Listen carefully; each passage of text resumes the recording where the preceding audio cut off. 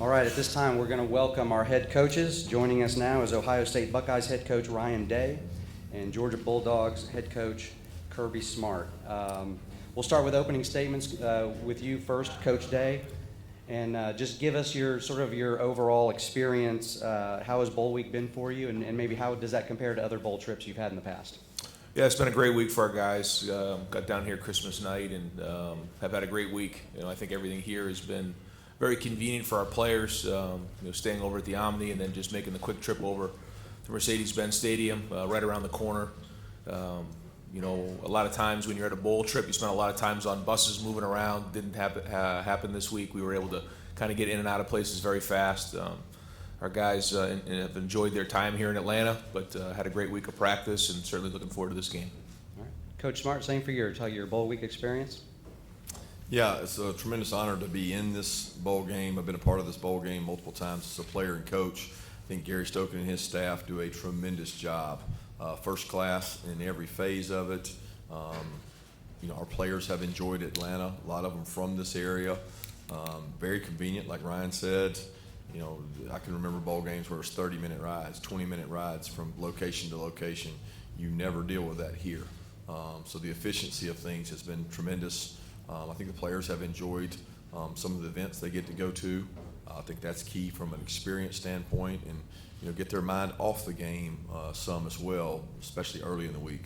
But we've had a good week of practice and excited and ready to go. All right, thank you, coaches. All right, let's get into some questions. Raise your hand. We'll get you a microphone. Please give us your name and affiliation and to whom you're addressing the question. We'll start right here in the front row on the right. Yeah, Brooks Austin, Dogs Daily. It goes to both coaches. The term physicality gets brought up a lot when Big Ten and SEC teams play each other. What does that term mean to you, and what does it mean to the success and the winning of this football game? I think physicality is part of this game, and it's a major part of every football game. I mean, when you look across the board, you do studies on these semifinals and final playoff games since the playoffs started. Physicality at the line of scrimmage has been really critical, and you look across the board, teams that run the ball well tend to win these games. Also, red area third down and explosive plays are indicators, but the line of scrimmage play and physicality, but physicality can be a lot of different ways. It can be on the perimeter, it can be on special teams, it can be a lot of different venues, ways of looking at it. And I got a lot of respect for both conferences, because when you play in a bowl game, you get to watch the other conference all the way through. You get to see all these teams they play, and you have a lot of respect for the conference that you're playing. They have great physicality in that conference, always have, and we respect that. Yeah, I agree with everything Kirby said. That's the way the game's played. It's the game of football, and you have to play physical. And when you're playing in the CFP, certainly it's going to be the most physical game you've played all season. And the SEC is and the Big Ten coming together, like you said, for years, two of the most physical conferences there are out there. So it's everybody on the field. It's like you got the perimeter game out there. You have special teams. You have the game in the trenches. You have to win your one-on-one battles, and that's what this game's all about. It's about running around and hitting people. So that's to be expected in a game like this. All right, take our third row on the far right. Bill Rabinowitz, Columbus Dispatch. For Ryan, kind of related to that, you used the term violent a couple times yesterday, which struck me. I get the sense that your team takes that personally, the idea that you feel like you got to prove that physicality, that violence. Can you just kind of address that? Well, again, playing in the CFP, you're going to be playing football at the highest level, and this is going to be an unbelievable environment and electric atmosphere, and playing in Mercedes-Benz, and again, playing in the CFP, it's going to be that type of atmosphere. Our guys know that and understand that, and that's what you're going to get in a game like this. So, our guys have been practicing that way and preparing that way so that we can play our best football. But we know that that's the type of game it's going to be. All right, next question, halfway back on the right side. Yeah, Austin Ward, Rivals and 97.1 The Fan. Ryan, I know that you don't necessarily consume a lot of Ohio State media, but did you make an exception for Paris's story, and what did you think of it? Paris Johnson is just a tremendous young man, and I did read his letter. I think that's why we get into coaching. I think in today's day and age, there's a lot of things that happen. There's a lot that goes into it, but to spend time recruiting Paris, And during that, like he said in his letter, Urban started recruiting him, and then I came in and kind of took it over, and then Paris, and his mom went on that whole journey to go, see a lot of different schools, but ended up back at Ohio State. And then to see his growth, what he's done on the field, off the field, his impact at Ohio State has been tremendous. And that's the reason you get into coaching, is to have an impact on young people, and winning just allows you an opportunity to do that more and more. And proud of him, and I thought it was well written. All right, next right here in the front row on the right. Evan Kroll, Dogs Daily. This question goes for both coaches. These two programs have a lot of history, and they are often in the same circles, recruit the same caliber of players annually in the top 5, but haven't matched up in a while. What does it mean to both of you to finally be able to step in between the lines and have these programs face off against each other? All right, Coach Smart, with you, please. I'm excited for our kids and our opportunity. The two brands of both programs speak for themselves. I think everybody in the country knows the kind of football they've played and we've played here recently, and it's really about them. It's not about us as coaches. It's about the opportunity for the players to go out and play in what's going to be an incredible environment. And that's what you choose to go to Ohio State or Georgia for, is to play in games like this. So I'm excited and happy for them. And I have so much respect for what Kirby's done and what he's built, and winning the national championship last year, and certainly his team's played unbelievable this season. So, when you look at the beginning of the year, you say to yourself, okay, where are we going to see ourselves in December? And this is the exact situation we saw ourselves in, and we knew that Georgia would be right here, and they do an unbelievable job of recruiting and coaching and playing. So, here we are. All right, next question, all the way back on the left side, please. Yes, Dom Taberry, WBNS TV in Columbus. For both coaches, beginning with you, Coach Day, what concerns you the most with the Georgia defense? On the other side, Coach Smart, what concerns you the most with Ohio State's offense?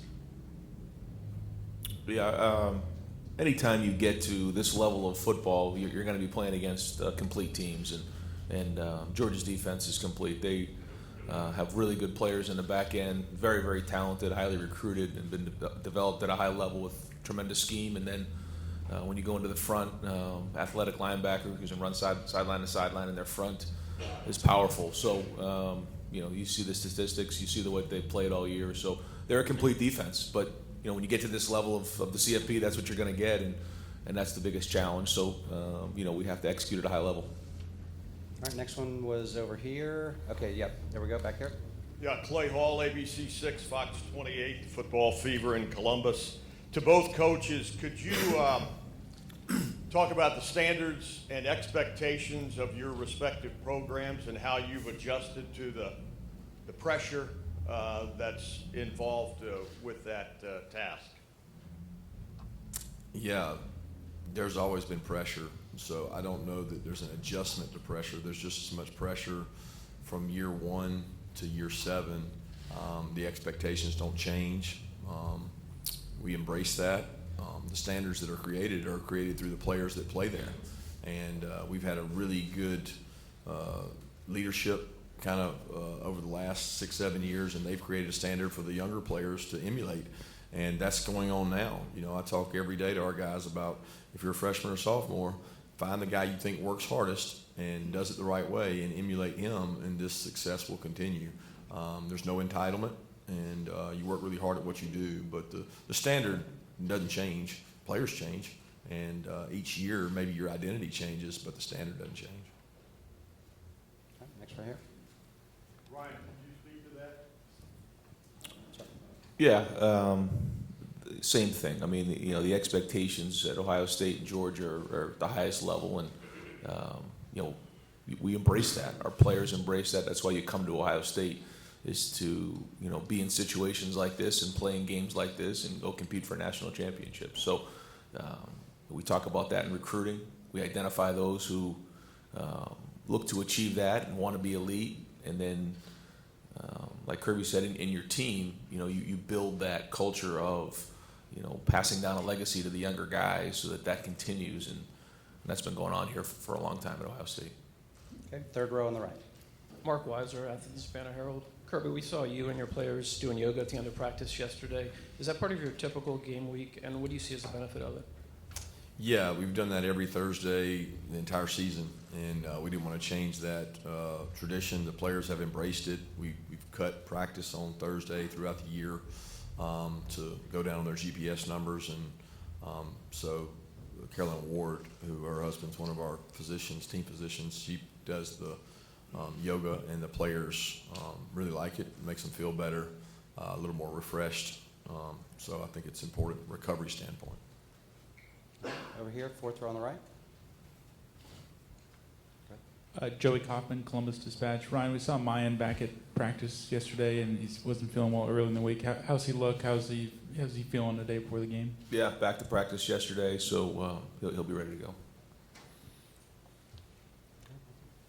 Here we go. Hey, Allison Mastrangelo, WSB in Atlanta. Kirby, we keep talking about how some of your guys have been here before. So what have you seen from the guys that have kind of been through this playoff run? And maybe we've noticed maybe leadership, characters that you've seen from them this week. Yeah, I think the guys that came into this season as leaders that had played quite a bit, they've been that way throughout. I don't know that it's been any different for the 28 days since our last game. They certainly have a lot of experience, but I don't know that there's an Ohio State player or a Georgia player right now that doesn't have experience that's played in 12 or 13 games. The season is your experience. And coming into this season against Oregon, I would have said we were an inexperienced team, but we have experience now, and so do they. So you draw on those experiences of playing your interconference rivals, and we both teams have done that. Third row on the left here. Doug Lesmerises, Cleveland.com for Ryan.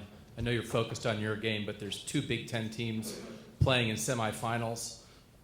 That idea, what have you seen from the Big Ten in your time as a head coach in terms of the overall level of play? And what do you think it means for the Big Ten to have both Ohio State and Michigan in semifinals this year?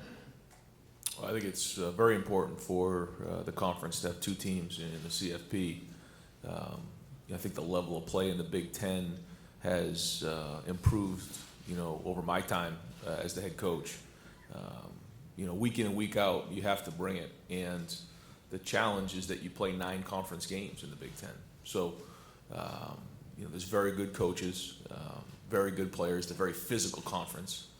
And so, you have to be able to sustain throughout November because of the 9 conference games. And for some teams, they play a non-conference. That's really 10 conference games that you play.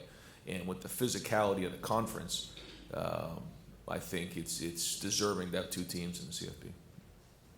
All right, next we'll go front row on the right. Yeah, Brooks Austin with Dogs Daily. It's for both coaches again. You guys are obviously strangers on the field, but you bump heads all the time on the recruiting trail. C.J. Stroud most notably, Coach Joanne Tweed, Damon Wilson as of late. What have you learned about your opponent, I guess, on the trail, and maybe something you admire or have taken from them? All right. Coach Smart? It's a tough question. When you're recruiting against someone, you don't take much from them in terms of style of play or anything else. Respect would be the number one thing that I have for people that we recruit against and play against. You mentioned C.J. Stroud. What a tremendous young man. I was so upset at my assistant when I had to fly all the way to California to go out there. I was like, are you sure we're going to have a chance? And we went out there, and it wasn't my favorite travel trip when I had to go all the way to Cali, but it was worth it when you got to sit down with that young man and his mom, because he was very impressive, and he returned that trip to come back and see us. And usually when you get him on your campus, that means you have a shot. And I certainly enjoyed getting to know him and the relationship with him because of the young man he is. But as far as what you learned about the other team and other programs we're recruiting, I don't think there's a lot there. All right. Coach Day? I would just say I think Kirby and his staff do a great job of working at it. I think when you have such great players in the state of Georgia, the easy thing to do would be just to assume you're going to get those guys. They don't do that. They work really hard at it. They grind at it. They no stones unturned. So when you're recruiting against Georgia, you got to bring it, and they do a great job of that. All right, all the way back on the left here.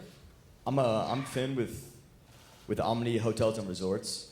For many high school students, playing football at a college level is a dream opportunity. What advice would you give to upcoming recruits looking to be recruited by a big program? Coach Smart? Play hard. Get seen. It's important that you understand what it takes to play at this level. I wouldn't kid you and tell you that it's going to be all intangibles, because there's a physical nature of these two teams that some high school student athletes aren't blessed with. And they can do everything right, and they may never play at Georgia or Ohio State, but they can play somewhere. And there's enough football out there that everybody has an opportunity if they present themselves the right way and they work hard enough and persist. I mean, nobody thought Stetson Bennett would be where he is today when he was coming out of high school. Coach Day? Agreed. I think in the recruiting process, sometimes we call it Disneyland recruiting, like everything's going to be great when you go to school. The truth is there's twists and turns along the way, and everybody has their own journey, so that a big part of going through the process of college is working through adversity and tough times. And so I think a big part of going through the process is choosing a school that's going to develop you at a high level in all areas of your life. Certainly there's the football part of it, and that's a big part of the experience, but there's a lot more to it than that. So in today's day and age, there's a lot of new changes and a lot of things going on, but focus on the things that matter, I think, is critical. All right. Middle row on the aisle. Yeah, question for Kirby, Connor Riley, Dog Nation. What have you been able to see from Ladd and Warren McClendon this week, and how beneficial have these last 4 weeks been for Amarius Mims and A.D. Mitchell? They've been great for those two guys. Amarius has gotten to play a ton this year, so he's been a rotational player, and mainly for the reason that if you lost somebody, you could go in and play. If you remember, Jamari had the situation some last year at the end of the year, and even in the championship game, where he had to move positions and play with some injuries and do some things to help us out. So, and we're still hopeful to get Ladd and Warren back. All right, next question right here on the far right. Coach Kirby, Caleb Spinner, Scarlet Gray Sports Radio and Buckeyes Now. You were neck and neck in recruiting C.J. Stroud. What attributes did you see in him, and what does he share with Stetson Bennett? Well, he's a tremendous leader, and I think when you play that position, you better be a leader. And he's very quiet then, very humble, but very talented. And he has great vision down the field. He has great athleticism to take off and run, and that's something he and Stetson both share. They had two different kind of paths. CJ was highly recruited. CJ got to play relatively early in his career, and they both had success. I have a lot of respect for the way that both of them treat their teammates and make it more about their teammates than themselves. All right, midway back on the left, please. Patrick Murphy from 247 Sports. For both coaches, you guys have had to deal with injuries throughout the season, next man up mentality. How does that change when you're at this point playing in the college football playoff, when you need guys to step in for those guys who may be out for these games? Yeah, I don't think it changes. When you're into this part of the season, you certainly have a month to get some guys healed up, but that's college football. You can't pick up somebody on waivers. You gotta develop young players and bring them along, and this time has been great because bowl practice is very similar to spring practice, where you can get young players a lot of reps and a lot of good work. So you continually use this time, the spring practice, the preseason, to build your depth, so that when you need to fill a guy, fill a spot, you can do that. And this time of year, there's always those opportunities for players to do that. So it doesn't change. Yeah, I don't think it changes. Okay, on the aisle here on the right. Tim May, Letterman Row. I'd like both you guys to address this. You're both leaders in your profession. You've had teams get to the college football playoffs several times and stuff. What is the fair, you think, remuneration that players should be looking at, maybe down in the future, for playing in these games, sharing in basically the wealth, or whatever you want to call it, a bonus, whatever you want to call it? I would think you were probably both before it. What do you think would be a fair number? I don't think you can put a number on that. I don't think it's fair for me to sit here and assess that number without studies and values. I do think the NIL opportunities that our players have gotten have been tremendous for them in terms of creating a lot of opportunity for themselves and a chance to help their families. I think the CFP does a tremendous job, who gives a really handsome check to the families to travel to these locations that are tremendously hard to get to. And you're talking about 2-night minimums, and you're talking about New Year's Eve. And those are things that I know when I was a player, the parents weren't afforded. So it's come quite a ways, but to put a number on that, I'd be remiss to try to answer that right now. Coach Day? Yeah, same thing. To try to wrap my mind around how much that is or what that should be. I mean, I do think there should be something for them, for sure. And I do think what they're doing now is great. But I know moving down the road, there should be more. It's just, how can I possibly say a number? I wouldn't be speaking ignorantly. All right, left side on the aisle, please. Allison Mastrangelo, WSB in Atlanta. This is for both coaches. What does the eve of the semifinal game look like for both teams? Besides the walkthroughs, what are you guys doing together to get ready for the game? Coach Day, start with you. We'll keep our routine the same. We've tried to keep this week like a game week and less like a bowl week. So, like you said, we have our walkthroughs, we have our meetings, we have our night together on Friday. We call it Best Fridays in football, and it'll be a long day. Getting ready for this game, an 8 o'clock kickoff. So, we try to do the best we can to keep the routine the same, and that's meetings, walk through over at the stadium, and then we come together for dinner, movies, watch some football, and then get to bed. Yeah, very similar. We keep the same routine. We keep it home and treat it like a road game in terms of we would be arriving today. We want them to have a mindset of they arrive today. That's one of the hardest things psychologically to prepare your team for, from being in the same place for 6-7 days, sometimes in the same room. So psychologically, we try to do some things to help with that, and then we treat it like we arrived, we go do a walkthrough, we do a movie, and prepare for a big day tomorrow. Right over here on the left. Yes, Dom Taberry, WBNS TV. Coach Smart, what is your biggest concern with the Ohio State offense, and is this the best offense your defense will face today? That's hard to answer that in terms of is it the best that we faced to date, because we haven't faced them. When you look at them on tape, you certainly see the talent. It kind of oozes off the tape, especially a wide out quarterback position, two really good protectors, and they got talented players across the board. A tight end who I have a lot of respect for. I think is one of the best tight ends we faced all year. So they got a guy that can distribute the ball and get it to them. So it's a very, very talented team. When you talk about concerns, it's trite expression, but it's the same concerns every game we play. How are we going to play? What are we going to do in terms of execution, playing the ball in the air? There's going to be one-on-one matchups all over the field. You got to win those one-on-one matchups. And when you're playing Ohio State, you got to be disruptive. You got to affect the quarterback some kind of way. Because if you don't, he's very accurate. He's a very accurate passer that knows where he's going with the ball, and when you give them free access with a quarterback like that, they can wear you out. So, but most games come down to the same thing: turnovers, explosive, red area, third downs. I mean, it's what the greatest indicators are of winning. All right, midway on the right. Mike Griffith, AJC Dog Nation. Kirby, last year I asked you and Nick Saban this question at the championship game, Coach Day, if you could answer in the NIL transfer portal area about this model, the disadvantages that you have preparing for a game while maybe other teams are working the portal or recruiting more aggressively. Do you think this is a sustainable model, what you're dealing with right now with the transfer window, as well as the NIL dealings that are taking place for both coaches?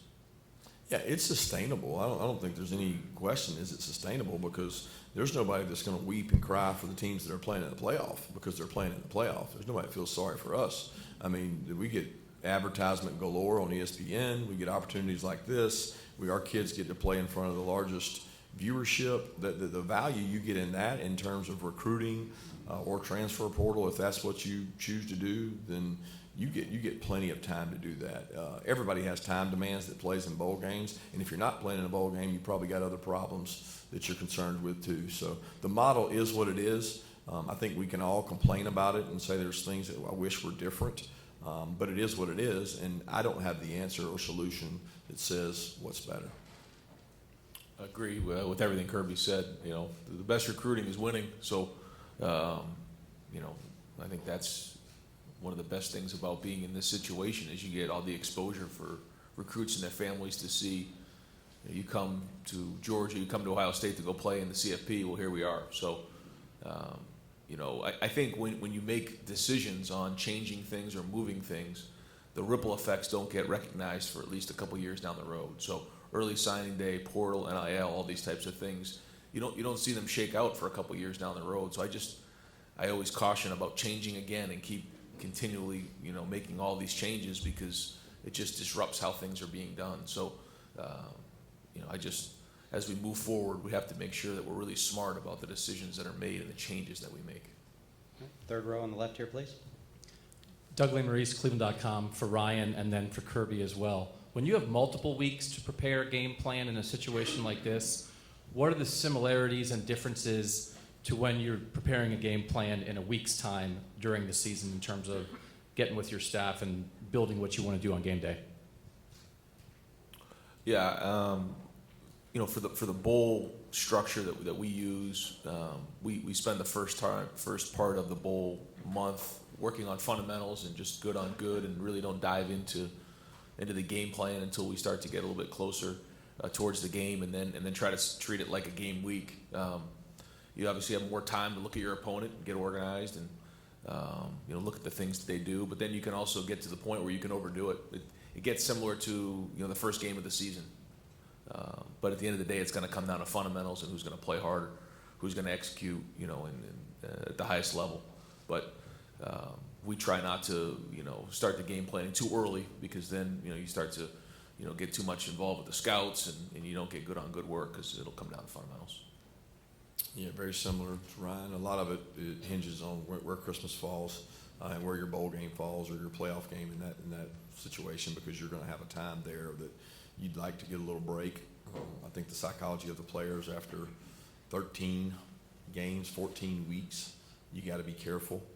They got to want to play, and I think it's assumed that kids just want to play in bowl games or CFP, and you can wear kids down. They're not professional athletes. They have more burdens on them in terms of academic requirements, and they're younger. So we try to do a good job of filling breaks in with hard work and sell them on the plan from day one and tell them how those 28 days are going to look, and then try to go do it better than the other team does it. All right, midway on the left, please. Maria Martin, 11 Alive here in Atlanta. Kirby, this is for you. When you think about how Stetson has grown and developed within your program, what's the biggest thing that you reflect on and what you're most proud of? The biggest thing that what? That you reflect on and what you're most proud of in his growth and development. I'm most proud of the fact that he was persistent and he stayed the course and didn't, jump ship when he was 2 or when he was 3. He stayed the course and stayed with us. I mean, I'm very grateful for that persistence and resiliency he showed and his belief in himself that he showed. Because I don't think any of those qualities had anything to do with myself or Coach Monken or anybody else that was involved in him. They were traits within him that he loved Georgia, and he wanted to prove that he could play at Georgia, and he created his own story by doing that. Okay, middle, right here, third row on the right. Anthony Dasher, UJSports.com. Coach, another Stetson question. How has his practices been leading, the days and weeks leading up to this game? And as his head coach, what kind of comfort level does it give you knowing he's been through so much in his career, played in this thing obviously last year? He's been very consistent in his practices. You worry sometimes when guys go off to events and award shows, the walk-on award, the Heisman finalist, and doing all those things. But they don't affect the guy that's 25 years old probably the same way they do a kid that's 18 or 19. He's very grounded in what he does. He's had great work ethic. I think the quarterback position is easily the most critical factor in a game, because the way offenses are now, they put so much decision-making on the quarterback, pre-snap, post-snap. I mean, everything is on the quarterback. So both these teams got really experienced, really proven guys who make good decisions. So when you have that, you're right more than you're wrong, and that usually creates scoring. So I'm very grateful and thankful that we have a guy like Stetson who's played in games. Okay, same spot over here on the far right. Bill Rabinowitz from the Columbus Dispatch for Ryan. If you had beaten Michigan, you knew you would be in the playoff. The fact that you had to go through those days of uncertainty and misery and all that stuff, how much do you think that will help you in this game, that you had that scare and maybe more gratefulness that you're here? I think at the time it certainly gave us an injection of energy and excitement for sure, coming off of that weekend and then into that week, and then the next week it was a range of emotions, and allowed us an opportunity to have great energy and great focus and an edge during the month of preparation for sure. So we'll see. I mean, we'll see tomorrow night. We'll see where we're at. But I'm really pleased with the way we've practiced, how our guys have gone at it. You know, we've had a lot of physical practices, and so you know, we have something taken away from you. It does give you a little bit more of appreciation for what it is, and you know, we'll see how we play, but it has been a great month. All the way back on the aisle on the right side, please. Hi, Jared Smalley from NBC in Columbus. Ryan, for you, in the days and the weeks since the last game of the season, you and some of your players have referred to the amount of pressure that you felt in that final game and the way it may have affected the performance in that game. And I'm wondering the message you've had to your players to avoid the word pressure and to try to get them to play loose and to their most natural athletic ability in the biggest game they'll play. Well, I just think, you know, you go back to your training. You know, you can't focus on things like that. You know, what it comes down to is just playing, you know, hard in practice and then going back on your training once you get out there and playing physical with your teammates. And there's going to be good plays, there's going to be bad plays. But just going out there and looking up at the scoreboard at the end of the game, and that's what we're going to do in the game. We're just going to play as hard as we possibly can. There'll be ups, there'll be downs, there'll be twists, there'll be turns in this game, but play as hard as we possibly can. And, you know, you can't worry about things like that in a game like this. All right, right here on the second row. Tyler Danberg, Scarlet and Gray Sports Radio. Coach Day, how has practicing at Mercedes-Benz Stadium this week allowed you and your team to get accustomed to the venue? Well, it's a great stadium. It's a great venue, beautiful stadium. And being there for the week is, you know, what you try to do is you try to make it your own. You try to say, okay, this is the Woody right here. This is where we come out and we run out of the Woody every day. And, you know, you try to make it a game week. You try to make it as much home as possible. I just think, you know, you practice it indoors for the whole month, and then you go there just throwing and catching, you know, the punts, things like that, the contrast against the ceiling. So it takes a couple days, but other than that, you know, it'll be a lot different with a packed house tomorrow night. All right, we've got time for a few more. We're going to go next right here on the far right.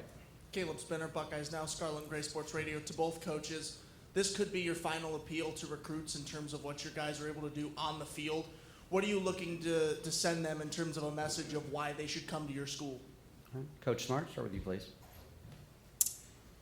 I don't really think of it as a recruiting appeal. I think of it as a service to the kids who are with us. And the guys that are with us and have given so much, and I look at guys across the board, whether it's Cedric Van Pran or all these leaders, Kenny McIntosh, who waited his turn behind all these phenomenal backs. And I look at it as an opportunity to go out and play well for them. You know, most of recruiting for this season is done. I know you're always looking to next year, but, you know, what those kids see in one game, it'll be a small window. I do think it's important that we do this for the guys on our team, not necessarily for the recruits. Yeah, I mean, I would say recruiting never ends, but this game is about these players.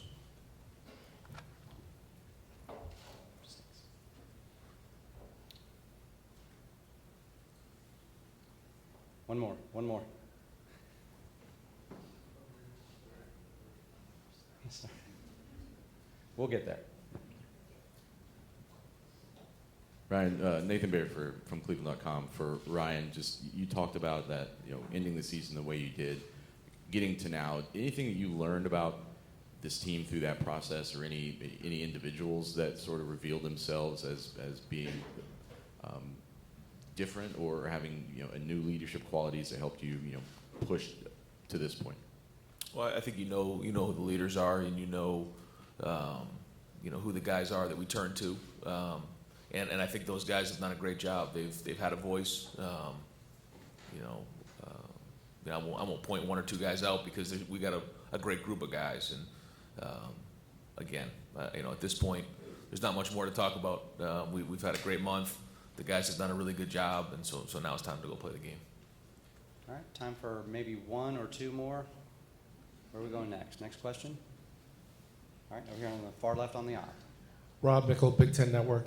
Coach Smart, when you look at the Ohio State wide receivers, what do you see from Marvin Harrison Jr. and the talent and the depth of that group? Elite ball skills, playmaking ability. Those guys grew up under a system of wideouts that were just tremendous. And you look at it and say, if I get to play behind some of the guys they've had, you know the training they've had, you know who they've been able to watch. And across the board, they've got size, physicality, ball skills, vertical speed. all the qualities you want in wideouts. They recruit wideouts at a high level, and you see why when you see the guys they're playing with now. All right, we'll take our final question midway back on the right, please. Yep. Bill Troche of Sporting News. This is for Kirby. After you guys won the national championship last year, did you reach out to any other coaches, maybe even in different sports, who had won a championship, and then ask them their approach to the following season, like if you know how they approached it, that type of thing? No, we have a couple in-house sports psychologists that we talked about how the mighty fall and some business structures, you know, the blockbuster model and some different models where, you know, ego got the best of organizations in the business world, the corporate world, but didn't reach out to many coaches. I had experiences at Alabama, and I knew the kind of year it would be. It's always a little tougher to bring everybody back to home base. It was much easier for us this year because we had so many players leave, and we had a hungrier young team.